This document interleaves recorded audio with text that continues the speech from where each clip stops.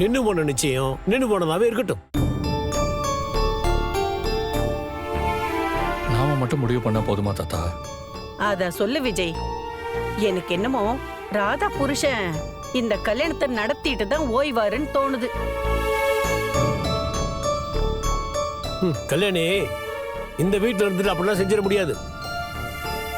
அதுக்கு மேல அஜயோட வாழ்க்கையை பத்தி நம்ம யோசிக்கணும்.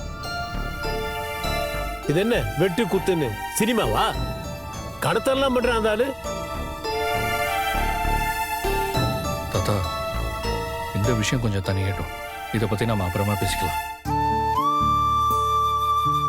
அஷோ, அம்மா, சித்தி எங்க? அவ ரூம்ல தான் இருக்கா, வெளியே வரல அவ. ஓ.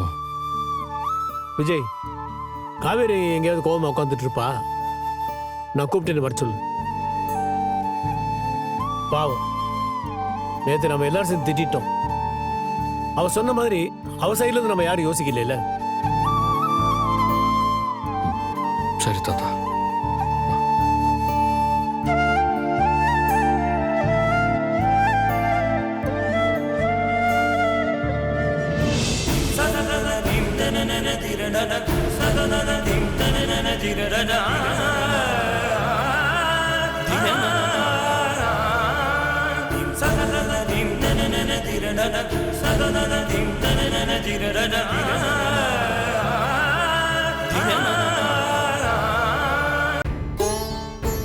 எனக்கு அஜய் மேலாம் விருப்பமே இல்ல.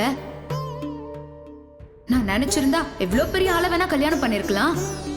ஆனா நான் ஏன் அஜய கல்யாணம் பண்ணிக்க வரேன்னு தெரியுமா? உன்னை பழிவாங்கதான்னு.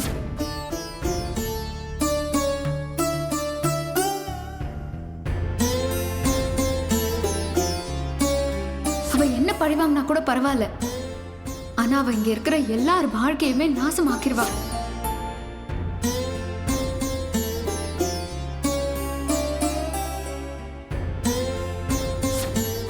நான் இங்க செஞ்சது எல்லாமே இந்த வீட்டுக்காக தான், எல்லாரோட நல்லதுக்காக தான்.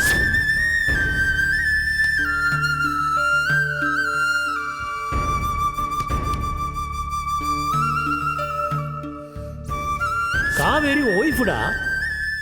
அவளை ஒருத்தன் கடத்தி வச்சிருந்திருக்கான், அடிச்சிருக்கான். அவனை எப்படி நீ சும்மா விட்ட?